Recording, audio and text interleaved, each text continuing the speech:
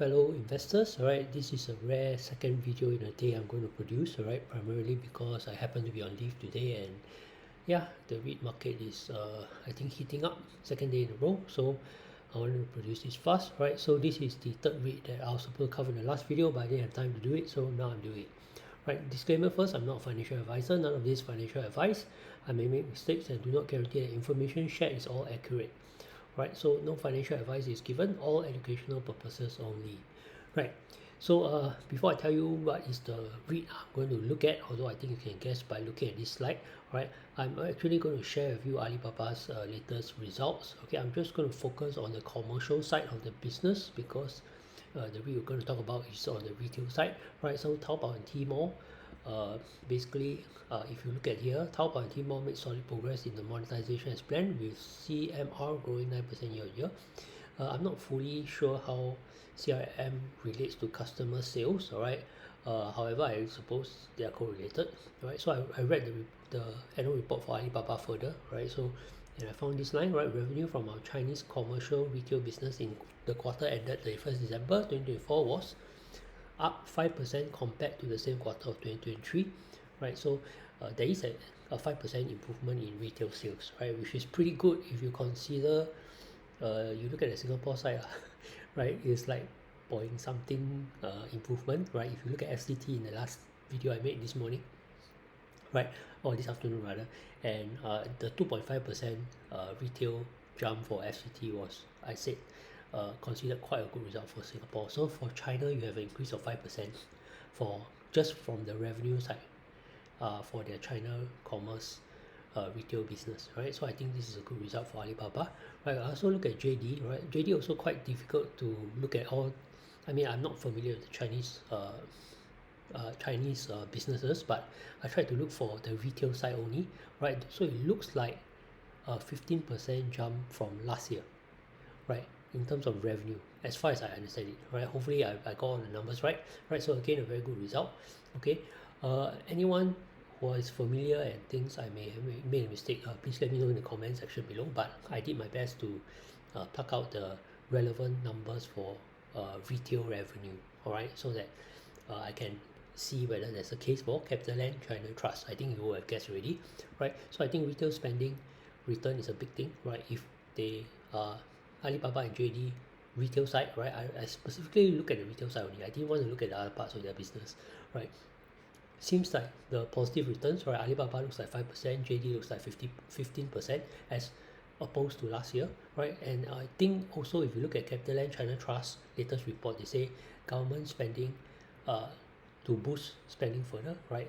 What they've done so far is they have increased civil servant salary as well as they offer upgrades for consumer goods, right? So this one is something like for Singapore we have the climate voucher, right? So the government encourages us to spend on, gives us voucher to spend on electronic products that are green, right? That means use less electricity, more electrically efficient, but actually is to boost consumer spending, right? And of course, the government in China is also dropping interest rates on loans, so hopefully with more liquidity, the money will flow into malls as well, because I mean, you can't always buy stuff online, right? Sometimes you have to go and enjoy yourself with a nice meal and maybe whatever other things the mall can offer, right? So hopefully they will flow, the spending will flow into Capitaland China Trust as well, right? Cost of debt for Capitaland China Trust has gone down finally, right? I've been talking about this for like 3 or 4 quarters at least, right? Because they're moving their debt from SGD to renminbi, which is cheaper, right? And this trend I expect to continue, right? The empty logistics park is filled, right? The big news was a few quarters ago they actually lost the whole tenant at one logistics park, which happened to be their biggest one, right? But they managed to fill it, albeit at 75% of the previous rate, right? So better than nothing lah. And this number should improve next quarter's revenue, right? But do know that logistics is not a very big part of their business lah. Okay, so it shouldn't be that significant, right? It's still retail that is the biggest thing. It's about 70% of the REIT's revenue and everything. Okay, so retail is the main thing, the main thesis, right? Recovery in logistics park and business parks is the sideshow, right? So the price is low, right? This is the price chart of Capitaland China Trust.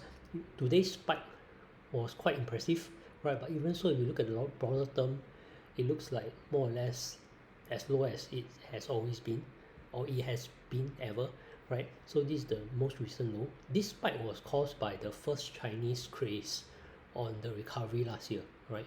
There was no good fundamental reason for this spike, right? And this came with the rest of the Chinese stock. So the whole Chinese market was bull running, right, for no good reason. And this happened to Capitaland China Trust. If you look at what's happening now, right, the whole Chinese market is again bull running, and in fact, a lot of the stocks for Chinese market has uh, gone past the previous peak that I think they had gone here in this bull run, right? So there's another bull run for Chinese market here, but Capitaland China Trust has not moved.